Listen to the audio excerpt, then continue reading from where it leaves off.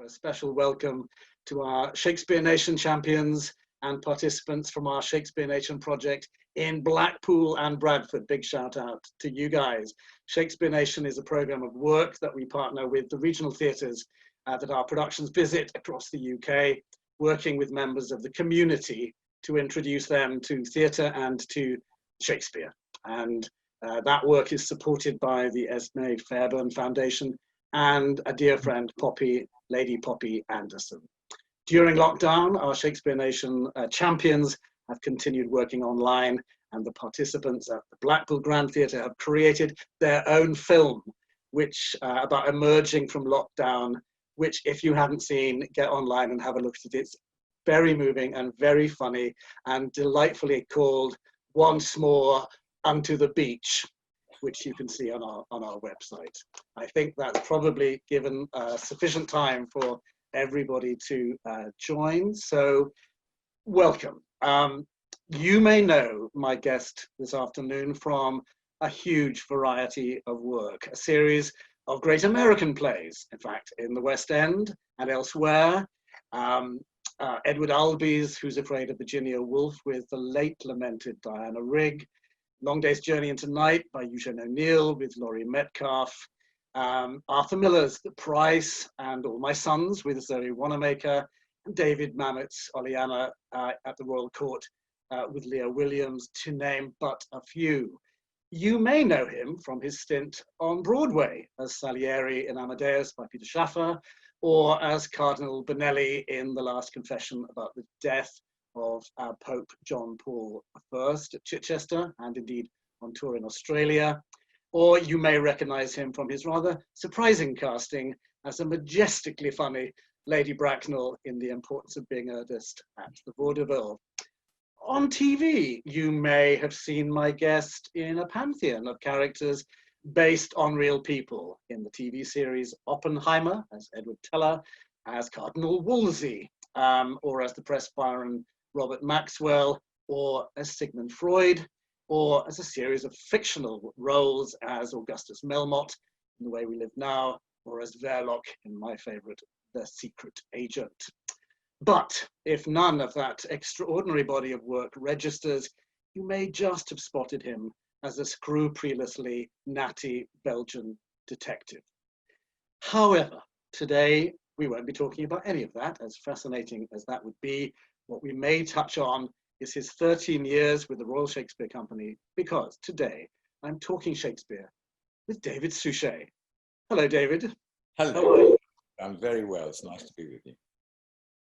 David, I have a schoolboy diary for 1973 in which I have written down my first visit to Stratford. And it was to see, reaching for it now, to see this play, show that to people, As You Like It. Yes. Directed by Buzz Goodbody, with Eileen Atkins as Rosalind, with Maureen Lipman as Celia. And it says on this poster, Orlando was played by Bernard Lloyd. But when I saw it in 1973, Bernard Lloyd wasn't playing it. It was a young first-timer at the RSC called David Suchet. How did that all happen? Well, it was an extraordinary first season for me, because I was cast, if I remember, to play Oliver in As You Like It, and I was cast named role as Tybalt in Romeo and Juliet, and the rest of the season was going to be very busy because I was going to be players cast, whatever, and spear carrying. And I had already opened as Tybalt in Romeo and Juliet, and we were coming to the very end of rehearsing As You Like It, and we were doing run-throughs. And I think it was on the Friday before the technical on the Monday going into the first previews, Bernard had a back injury and was not going to be there for the Saturday or the Sunday. and into the tech. We hoped he would come back, but he didn't. And before Friday night, Buzz came to me and said, look, this has been such a rushed rehearsal period because we've been fitting in with your performances as Romeo and Juliet and everything else. And I know we haven't rehearsed, and I know you haven't learnt the lines, but could you be ready for Monday? Just in case Bernard doesn't come back. So I said, does that mean I have to, I've got Saturday and Sunday to learn Orlando? And she said, yes, because I was understudying Bernard Lloyd. I maybe forgot to mention. And I was also understudying Bernard Lloyd for the whole season. So I'll come on to that in just a second. So on Friday night, after the performance of Romeo and Juliet and the matinee and evening of Romeo and Juliet on the Saturday, I literally all night, Saturday night, all day, Sunday, all night, Sunday night, with telephone calls from my dear, darling fiancé at that time, ringing me up all through the night to make sure I hadn't gone to sleep, as though I would. And I arrived to do the technical rehearsal, trying to remember whatever moves I could remember and being helped by stage management. We got through the tech, and Bernard was not going to be there on the first preview. So I remember what I felt like going up on stage on the first preview and just managing somehow to get through, drying all over the place and being sort of nudged by other actors as to where to go. And on the fight, I mean, Orlando has a huge fight. You couldn't have learned that. Well, we had two goes at it.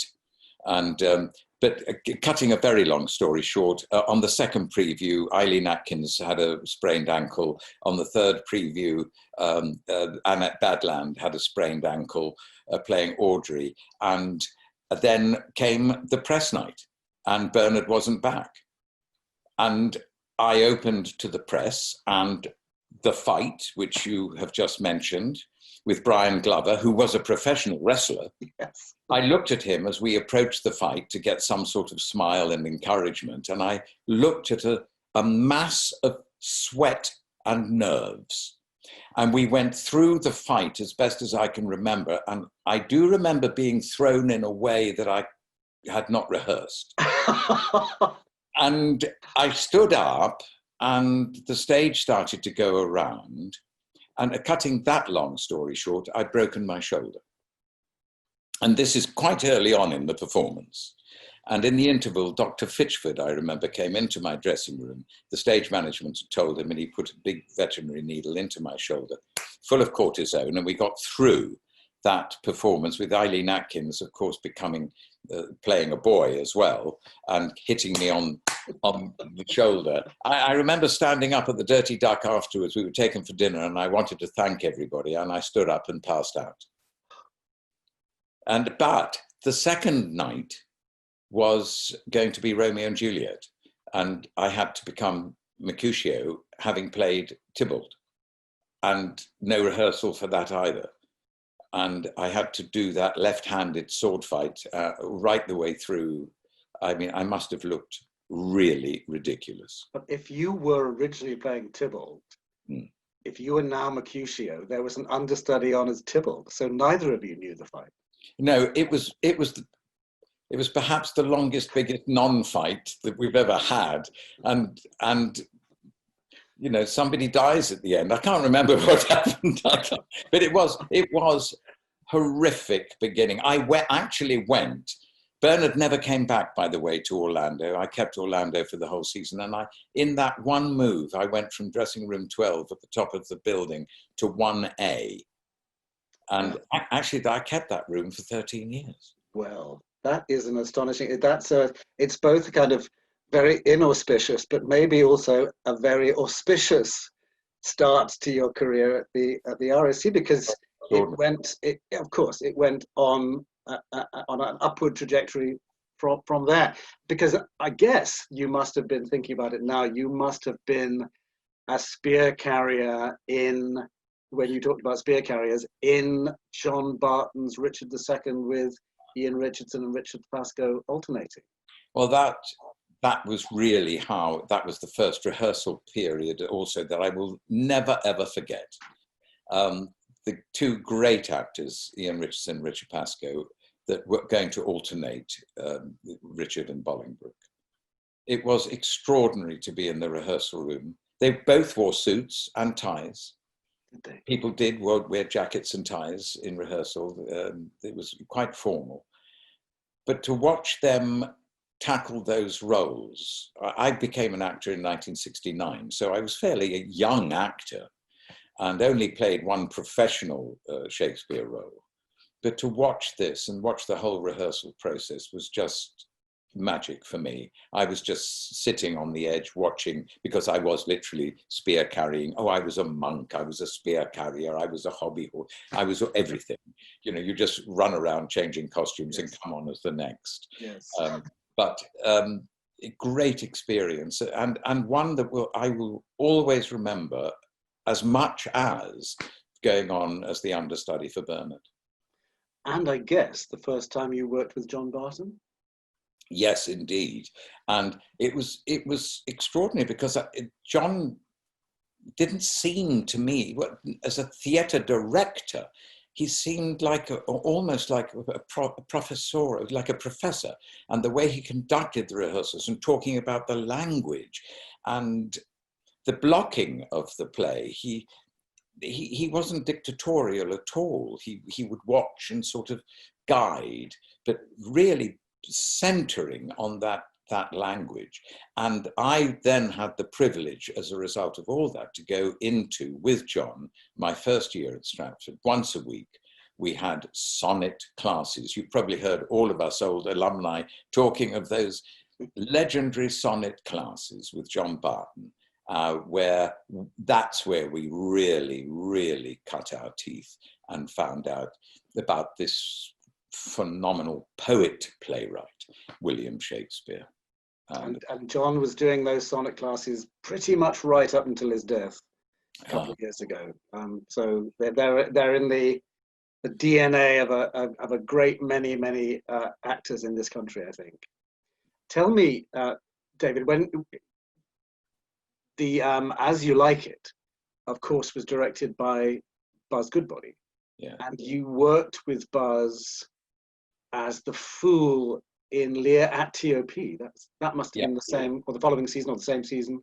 But when did you first meet Buzz? I first met Buzz in 1975. I joined in 73, and I think it was 1975 when the TOP, the other place, opened. I think it was 1975.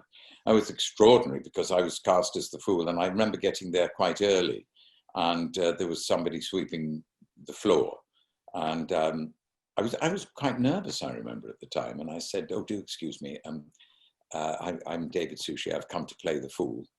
And you don't often say that when you meet people. There you are. I've come to play the fool. And I've just wondered, has Buzz Goodbody arrived yet, our director? And she said, "I'm Buzz Goodbody."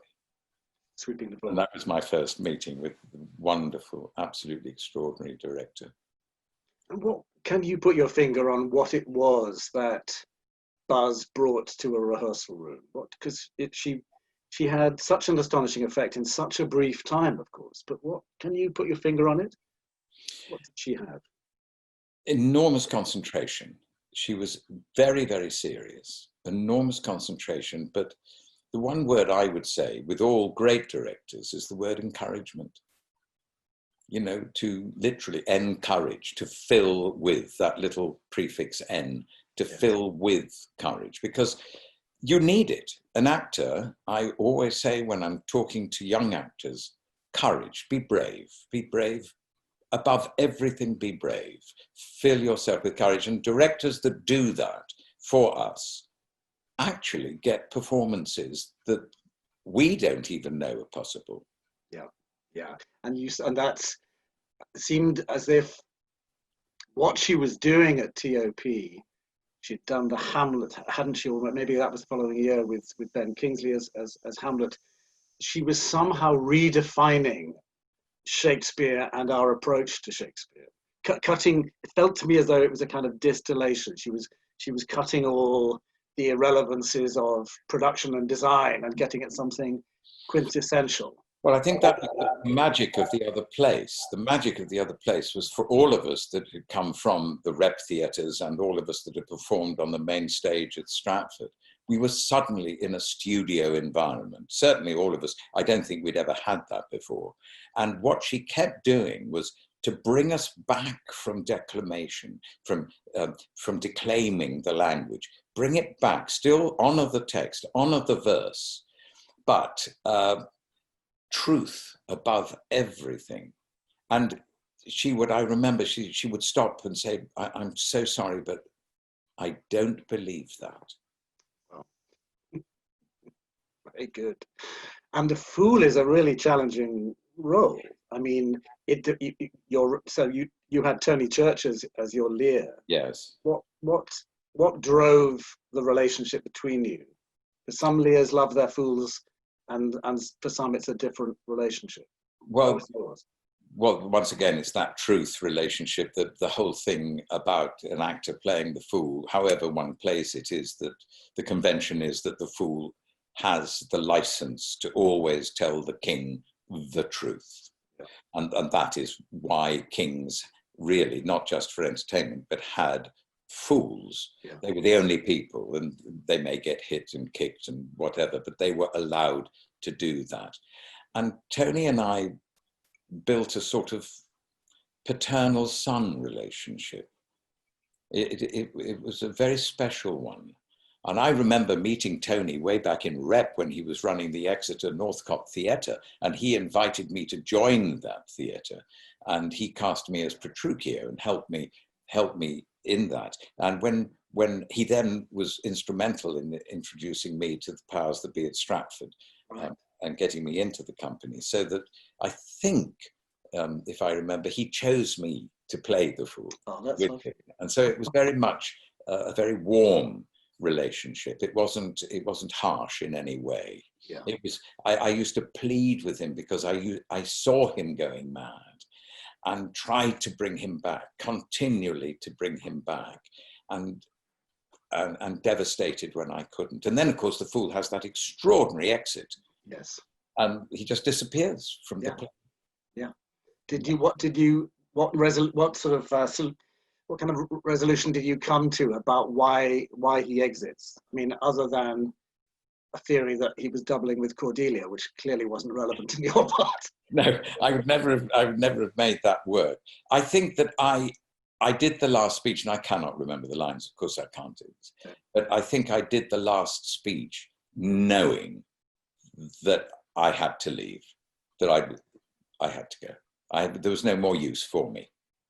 And did the line that Lear has at the end, "and my poor fool is hanged," which sometimes people think refers to Cordelia, or indeed potentially that the fool has committed suicide. Did you make a decision about that? It's a long time ago. No, I didn't. I never played within my conscience that I would commit suicide now. And I don't know the reasoning. I had not played Lear, but I don't know Tony's reasoning for that line, but it wasn't in my... Yeah. And how did that, the experience of doing Shakespeare in this radically new environment of the studio in TOP, did that feel as though there was a kind of cross-fertilization with the work on the main stage? Did you feel that yourself? I know that a lot of us who played in the TOP, when we came back to the main stage, found we couldn't do it as we wanted to do it in the TOP. We couldn't. We had to be bigger. We had to, project more, and a lot of us ached to get back into the TOP. Well, I know that same year you were directed by John Barton again in a play that then certainly was very rarely done, which was King John. And in this case, John Barton's version of King John, which I remember Michael Billington in The Guardian calling the best new play of 1974. Yes, John wrote a great deal of it. He believed that Shakespeare didn't write all of it.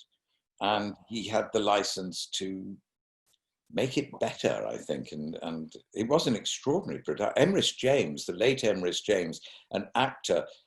Oh, I actually dedicated my Iago to the memory of Emrys James, because I remember seeing his Iago.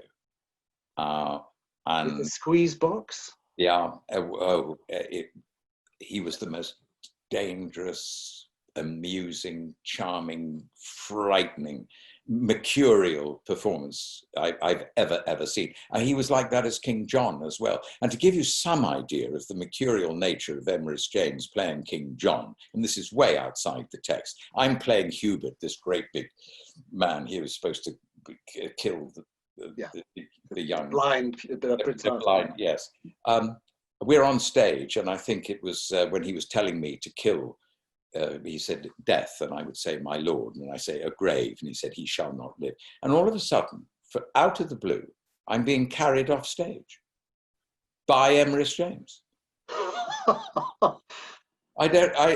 He was just that, and in the interval, I went to his dressing room and I said, Emrys, and he said, oh, hello. I said, you just lifted me up and took off stage. And he said, yeah, I don't know why I did that. I had no idea I don't know. He was so in the moment and so instinctive. And did you find yourself emulating that? Did you find that was something you wanted in your armory, in your repertoire? That kind of immediacy. When I came to Iago, which I think has to be the most challenging role of all the roles I played, I really wanted that mercurial nature, because I had my own theories about the role, but I knew that I didn't want to make him logical and really understandable. You write so eloquently about playing Iago in the Players of Shakespeare books, and what hit me reading that was how you talk about that Iago is a part that sort of gathers labels, and that you just simply didn't want to play any of those labels. You wanted to play him for who he was in each scene, and discover scene by scene what the relationship with Othello was, for instance. Yes, I had also got to a stage in my acting career when I realized that Shakespeare, as a young actor, I always wanted to make things logical, and I would study a Shakespeare text and say, what's my through line? Which was how we were taught at drama school in those days. And I remember finding it very difficult with Shakespeare, because I would suddenly say to myself, with Caliban, for example, how can a character speak one way and then all of a sudden speak another way? And how does that link up? And then spend hours thinking, how logical is... And I realized that Shakespeare is not logical. He knows that human beings vary and differ from one moment to the next. Yeah. We are not easy to understand, and we don't have logical behavior. And when I came to Iago, I realized all those labels that are put on him are from people trying to live in our supermarket world, where we feel safe with labels. Yes. And I realized that no, just play each scene for what it represents, what it is, and by the end of the play, you will see the image that Shakespeare wants you to see, rather than impose anything. And that's the way actually I also did that with the 5 scenes of Shylock. Yeah, and it's in a way it's precisely about playing. If there are what seem like inconsistencies or contradictions, those are completely delightful to play, but they make up who we all are, because we are contradictory and we're different from we are in one moment to what we are in the next. I think that's right. How often do we say, gosh, I never expected that of him or her. I never expected them to do that. Well, actually, it's maybe part of who they are anyway, but you just don't know that.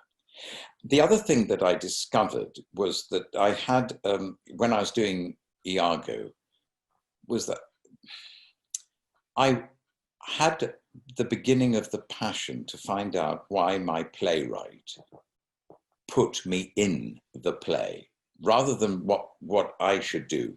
And I wanted to serve Shakespeare. So I studied the whole play with my character removed. I took him out of the play, like when you cook and you're putting, what does this need? Oh, it needs a bit of cumin, or it needs a bit of pepper, it needs a bit of this. So take Iago out of the play and what's lacking. And I discovered, to my total surprise, that by removing Iago, it almost became a play that contained, apart from bits with Roderigo wanting Desdemona and being a little jealous over that, there's no real jealousy in the play at all. I mean, they would have gone to Cyprus to fight the war. Desdemona would have been there. All the enemy had drowned, and they would have had a honeymoon in Cyprus. Nice holiday on the stage, and put Iago in the play. And with those, I like not that, those 4 words, when he's standing next to Othello, when Cassio's in the background and he's doing something, he just says, I like not that. And Othello says, what do you say? He said, what? No, nothing. No, I didn't mean it. That's the beginning. That's the beginning of that relationship.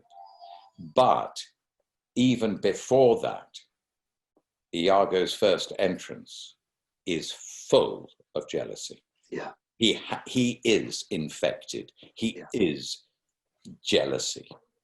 And you call, actually very interesting, I hadn't thought of it like this, but you call those scenes with Roderigo aided soliloquies. Yes. It's as if that you're being fed by Roderigo every now and again, but for 80 lines you speak, Roderigo does maybe 8. But yes, that's a really interesting concept, that he is offloading both with the audience and for us, but also in a conversation with Roderigo. I do firmly believe that's the way it is written. I think that Roderigo is a tremendous aid to the character of Iago for the audience. Yeah. I really do believe that. He flushes him out. I mean, in a way, it allows him to flush out the bile that he feels, and frequently seems to reveal himself in ways that he may not otherwise do. Yes. Yes. What about your relationship? Is clearly the relationship with Othello. That piece has to be developed together between the two of you as how it could. And this was directed by Terry Hands, wasn't it? Yes, it was.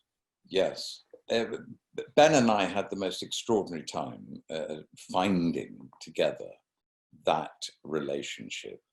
And we would talk a lot about the relationship in the past, during the war, where I would have kept him warm in bed and things like that. And I do believe that for myself, there was a tint of homoerotic for myself and Othello.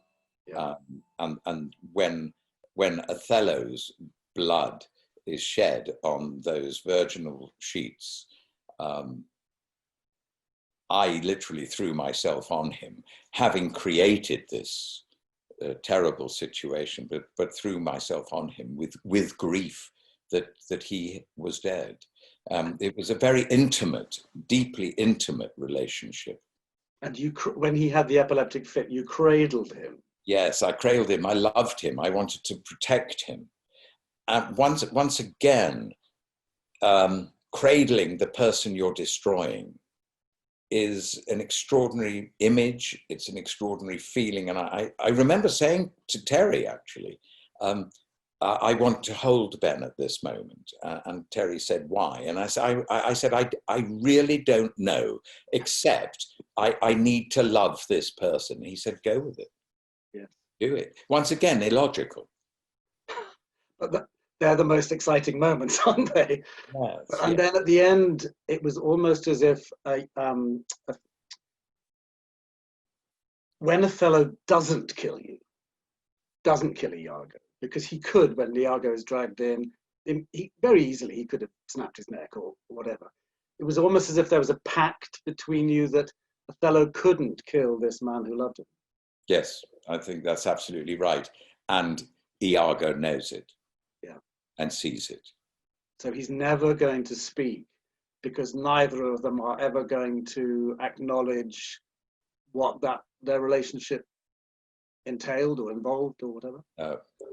And a bit, I have a weird theory about this play anyway, with the double time spans that Terry would talk about and everything like that. It's always interested me that a young wife should take wedding sheets with her to Cyprus, especially if they had been used and stained with her own blood. And as Iago, in my mind, and Terry's, we talked about this a great deal, in my mind, they never consummated that marriage properly, right. Which is why she took the sheets, which is why it's on the bed, which is say, come on, this is what we haven't done, which is why Othello turns to jealousy, because he may find it difficult, which is why he looks after Montano's wounds rather than go to bed with his young wife. A general looking after somebody's wounds instead of sleeping the night with his young wife seems extraordinary. And Iago breaks that up. He causes the brawl that stops, yes, that brings Othello down from the bedchamber. It's sexual, it's racial, so many things are going on, which is why I didn't want to label anything. Yeah. So that you could in a way keep it flexible, because also one of the great things about being able to play Shakespeare for a company like the RSC is you don't get a short 6-week run and that's it. You get to play it over time. Yes. And therefore the work that you've done during rehearsal, the sort of real groundwork that you've done, is partly not just to open the show, but to be able to maintain it over a long run of performances. And also for me, I found it much more in the latter days when I used to do long West End runs. I would find the repertoire system far, far more conducive to roles that develop, because you would play one role for 3 nights and then you would play another role and then you'd come back to it. You wouldn't be playing every single night for 6 months. Yeah. And it would grow, like those Freudian seeds that just sort of grow and you don't see them growing and growing. And your performance matures without you trying to make it mature or anything. And presumably, it's not just, as it were, you growing, it's particularly in a play like Othello, in which the two of them have what they must have, certainly over I bet they have 2/3 of the lines of the entire play. Yeah. Therefore, the way that it is organically growing is because how you are feeding Ben Kingsley, or how Ben is feeding you.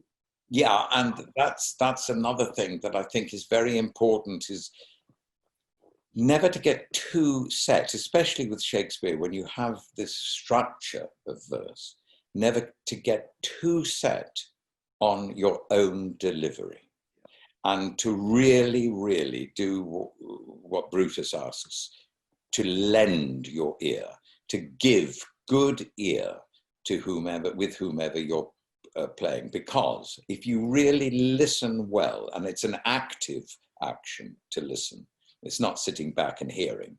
To listen is to give your ear, to receive it, and to allow whatever's happening in that moment to be on the spot creativity, and to have the courage just to go with it. And maybe sometimes it doesn't work. Yeah. But, rather that than always play safe. Yeah. So would you sometimes deliberately, it's like killing your babies, isn't it? So a favorite moment that you would go, it's become too familiar now, I'd just chuck that, let's try without it? Would you do things to keep it fresh and keep it alive?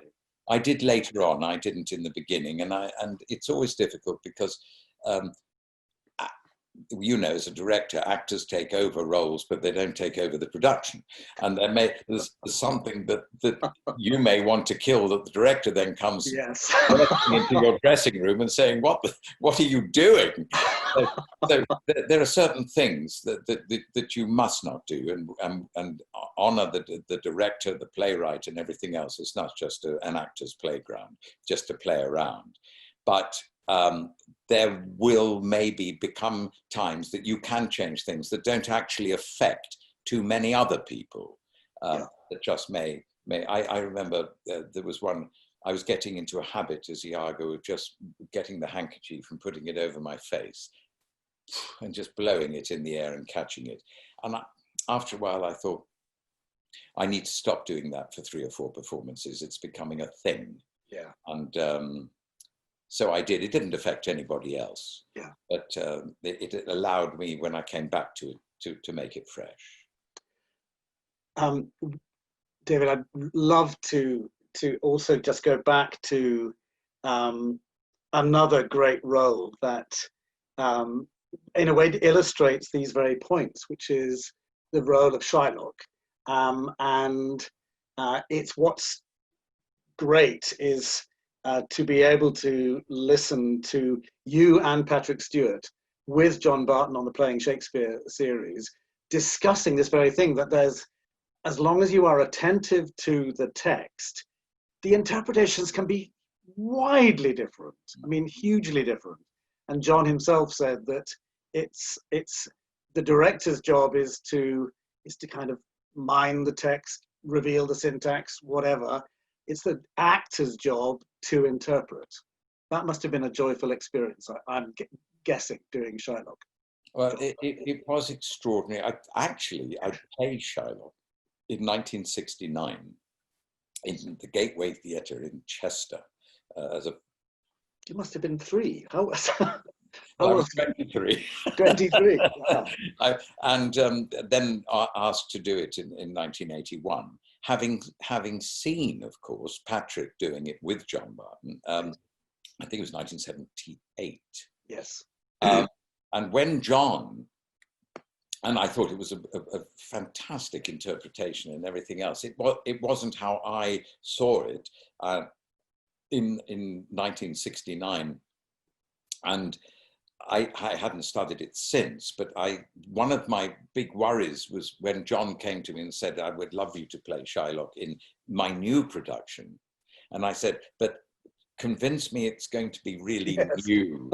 It's not going to be just a remake, and that you would allow me to find my Shylock and not ask me just to replicate what you found so magical in Patrick's performance. And we all did when we saw it, but I didn't know that would be my Shylock. No. And John guaranteed that it wouldn't, and he allowed me. In actual fact, but the end result was 2 Shylocks completely different, almost in opposition to each other.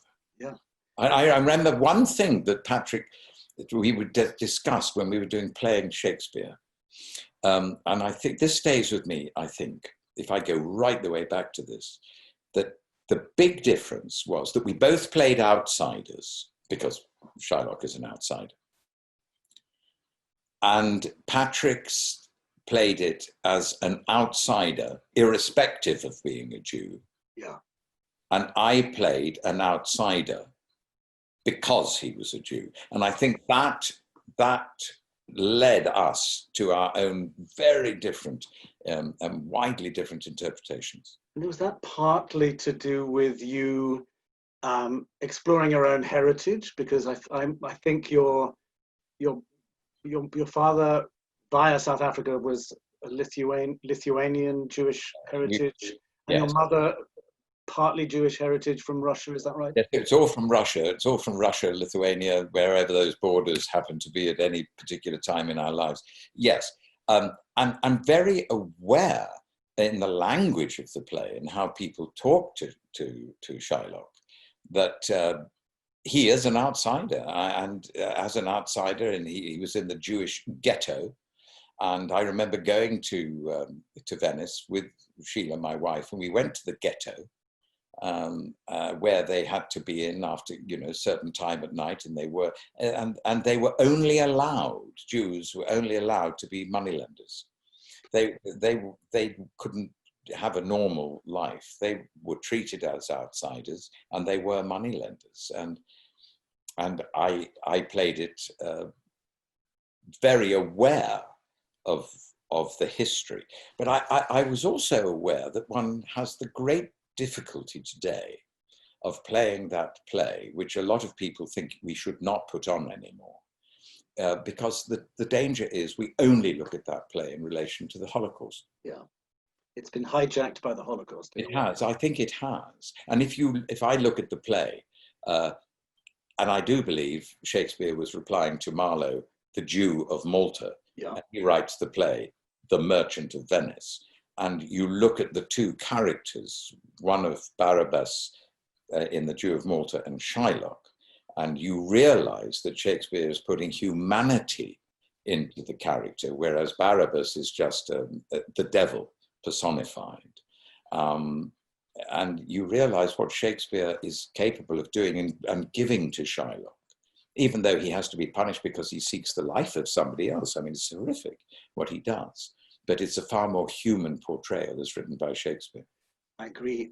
And if you look at the literature around that time, I was reading Thomas Nash, a fellow playwright of Shakespeare, though he mostly wrote pamphlets and poetry and novellas. He wrote a book called The Unfortunate Traveller, and the anti-Semitism in that it's grotesque. It's appalling. And when you compare that with what Shakespeare's doing in The Merchant of Venice, it's not an anti-Semitic play. It's a play about anti-Semitism. It's a play in which there are characters who are anti-Semitic, who are racist, absolutely clearly. In England, where Jews were not allowed. Yeah. At that time in our history, it was illegal to be a Jew in our country, except if my historic values are correct, except the advisor to Queen Elizabeth I. Oh, Dr. Lopez. Lopez, who was Jewish, a Spanish Jew. He was, though he was executed on trumped-up charges, which clearly was an act of anti-Semitism in his part. And indeed, there's a terrible thing. I don't know whether you know this, but when Lopez was executed in London, the Rose Theatre put on a special performance of The Jew of Malta. No. Yes, they cashed in. Isn't that appalling? Oh, my goodness me. Isn't that appalling? Yeah. But so the character of Shylock experiences this level of prejudice that really comes out in the trial scene. I remember you talking about what they call him, what they called Shylock in that scene. But they never call him by his, I hardly call him by his name. No, I remember writing about this in that trial scene. It is so horrific. There we see Shakespeare displaying anti-Semitism more than at any other time in the play. It is barbaric. Well, the play is full of barbarism because there's Shylock's. If he takes the pound of flesh nearest the heart, that's going to be murder. There's no way around that. He will commit murder. And you've got the bear baiting and the hatred of the Christian society towards this one Jew. And I remember in rehearsal and studying the Jewish costumes of Venice in those days and everything else. And even in my costume, I looked very different from the Christians. I was dressed in black and everything else, and I had a yarmulke on my head. And I walked into the trial scene, and I think the first line from the Duke is, which is the Christian, which is the Jew? And I remember roaring with laughter on stage. Right. Because how can you ask that question? Just look. Yes. And you will see it. And I think Shakespeare is deliberately making a point. I mean, you couldn't miss it. And I think you told me they call him Shylock 3 times, but Jew. Yeah, this is what I was going to say. They actually use his name in the trial scene. They use his name, I think, 6 times, and Jew 22 times. The most important time is right at the very end of the play, at the end of the trial scene. So when Portia, the punishment is dealt, and that his life will be saved if he becomes a Christian, if he converts to Christianity. And Portia, played wonderfully by Sinead Cusack, knelt beside me. And her line is, she tells me all about what's happened, kneels beside me. Art thou contented? In other words, are you pleased to be free? Yeah. And to be able to convert to a Christian? But she doesn't say, art thou contented, Shylock? He says, art thou contented, Jew? There's at least unconscious bias, if nothing else. Well, I think it's probably pretty conscious. I remember that my line, I suddenly realized in rehearsal, my line is a repetition of her words. I am content. And I made that deliberate choice to make it an irony, to make my reply ironic. I said, I am content. It's I mean, of course, this is the art thou contented Jew is from the mouth of a character that says of being wooed by the Moor, would any of his complexion woo me so?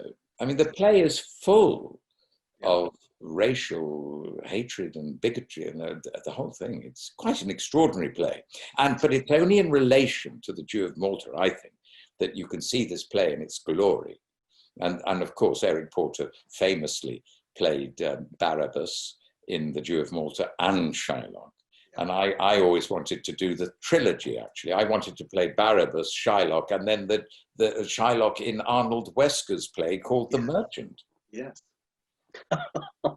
Really... there's still, that's a good idea. There's still time. There's still time. But it's interesting to see that development and what that character has produced in the minds of other writers. Yes. Tell me about another production and another great part. Tell me about Caliban. How do you play a monster? Well, exactly that you don't. Dear Clifford Williams was saddled with all of us in 1978, I think it was, the famous season. And Trevor Nunn was going to direct the play. And I remember the initial meeting with Clifford. I came into the rehearsal room and he sat down. He introduced himself. He said, look, I'm only getting to know the play at the moment, and Caliban is a huge problem. And we know, and my research had told me that Caliban had been played as a dog with 2 heads, a fish, a monkey, a tortoise, a snake, because he's described as a monster, and very often played as he was being played as a fish, and with fins, because there's reference to fins. Peter Brook did it.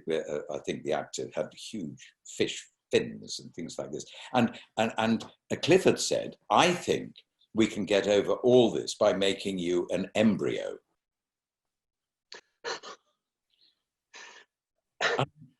I said, what? That might have been easier with playing a monster. And I was in such panic over this. And of course, in rehearsal, being a new season, everything, and you go, oh, it's a great idea. And you leave the rehearsal room in a total sweat. But what he did was, it forced me once again to get rid of these labels. How do you play a role? And go back to the text.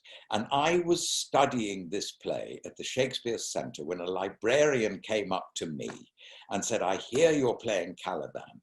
How are you going to play it? Are you going to play it as a monster? I said, I don't know. And she said, let me show you something. And she brought me the first folio. She opened it up at the speech of Prospero talking to Ariel. about Sycorax, Caliban's mother, and the island and Caliban. And it's very difficult to describe without showing you, but the way that there's one phrase that is in parenthesis, both in many, many editions, but not always. Right. But in the first folio, it's there. Then was this island, save for Caliban, except for Caliban, yes. Parenthesis, not honored with a human shape. In other words, Caliban was the only one of that island who had a human shape. And then, of course, you get him being discovered by Trinculo when he's under a gabardine. Yeah. And he smells so terrible that Trinculo thinks it's a fish. And he describes it, and he discovers that actually, if it's a fish, then his fins are like arms. And if he's a monster, he's also legged like a man. And then Trinculo actually tells the audience, this is no fish, this is no monster. I declare this is an islander. And suddenly from that moment, I knew where to go. Play him as an islander being taken over by Prospero, which was happening at that time. Extraordinary. Well, so many things I could ask you. I wanted to ask you about playing Bolingbroke, having it with Alan Howard. Oh, wonderful. For Terry. That was, I think, 1980, and Alan did both Richard II and Richard III. So that's how those two plays came together, I think. Alan was the most extraordinary Richard. I think it's one of his greatest performances. And I always felt, that you look on your performances, and I've never been an actor that is, I don't know, I can't do heroic very well. I'm not a very good heroic actor. I've always been a character actor. I mean, I was far happier when I became Henry IV, as the older Henry IV, than I was as the young Bolingbroke. But watching Alan and being with him on stage was a wonderful privilege. His use of language, his use of that, he connected language to his emotion in such a way that I learned from being on stage with him, even then. And I miss him. I actually had him in a Poirot. I got Alan in a Poirot because I wanted to be with him again. Oh, how fantastic. Yeah. And of course, I mean, one of I think a really extraordinary Shakespeare role that you didn't play at Stratford, but you played for Trevor at the Young Vic was Timon of Athens. And I remember that extraordinary second half with that. It was a wrecked, kind of park for wrecked cars, wasn't it? Yes.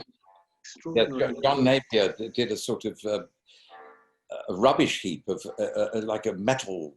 It was all a heap of old cars. Yeah. And that's where my Timon took himself off and escaped from the world of betrayal of friendship. And that was an extraordinary. It was also a role that I will confess that in studying it and learning it, that I didn't think I would ever get.